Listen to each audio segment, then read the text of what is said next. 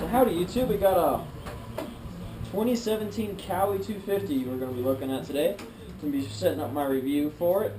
This is the first time doing that, so let me know what you think, what you'd like to have in it. I was thinking about how I'm going to talk over the bike, and I was going to show some riding footage on the bike. You can look at it, and if you want any external footage, I have a couple clips I might put up. Just let me know down below in the comments what you want to see.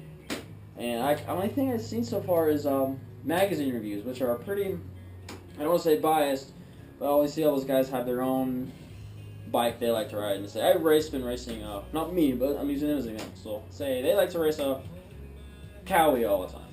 They're racing a Cowie 2016 right now.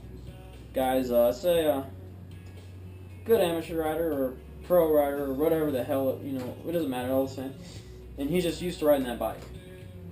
And he's doing the shootout, and he doesn't like the KTM, for instance.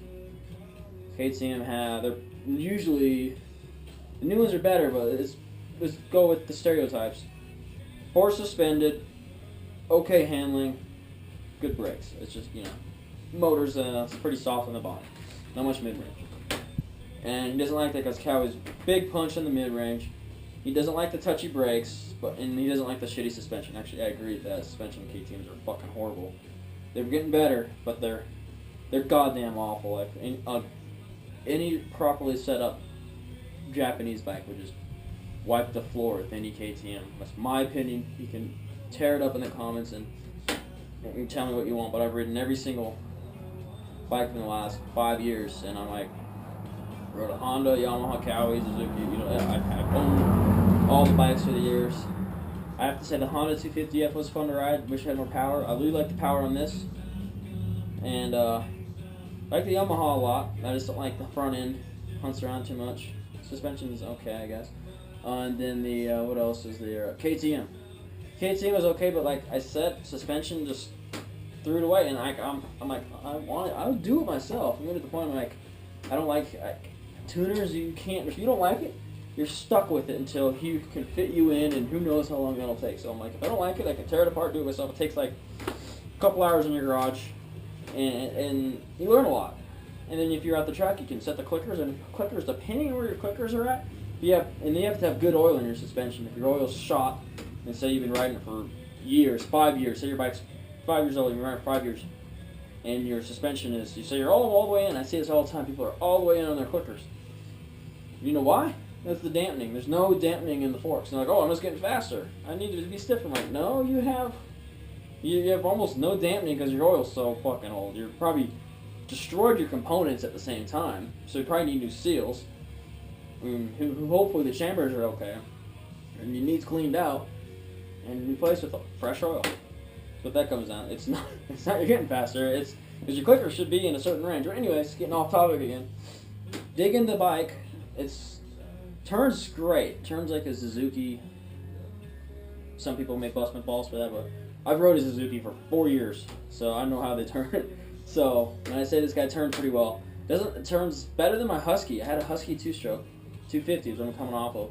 It turns pretty good. The only thing I had to get used to is the 250 thing, and maybe it's because it's a Cowie. Is the back end on this guy hooks up, and I'm still messing around and figuring out how early I can get on the gas, how early can I brake, how hard can I turn.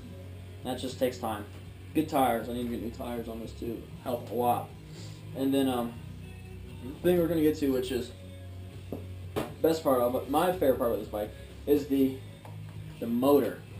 Motor on this guy is really, really good. I really liked it a lot. It has a lot of mid-range, decent amount of overrev, good torque. It actually has an insane amount of bottom end for a 250. I was impressed. I was surprised. I was like, I was dumbfounded. I was like, can a 250 make that much bottom end and get away? But apparently that's what the new bikes do. These new 250s I had, last one I owned and rode all the time was a 2008 KTM 250. Like I was saying, well, I'm going to talk about bad at suspension. Like that suspension was super soft. Ridiculous. But this guy the motor is great. This transmission is really good. I have no complaints there. Brakes, pretty good. They got oversized rotor. Grips really good. Clutch is nice. I'm probably might put a type of aftermarket clutch in it. Not exactly what yet, but I've heard these 250s burn up clutches. We'll see. I don't know how many hours I got on it so far. I'm thinking around 15. And so I went through probably, I don't know, 15 gallons of gas. So that's why I'm thinking around 15. And the clutch is good. I have no overheating issues. Nothing to speak about.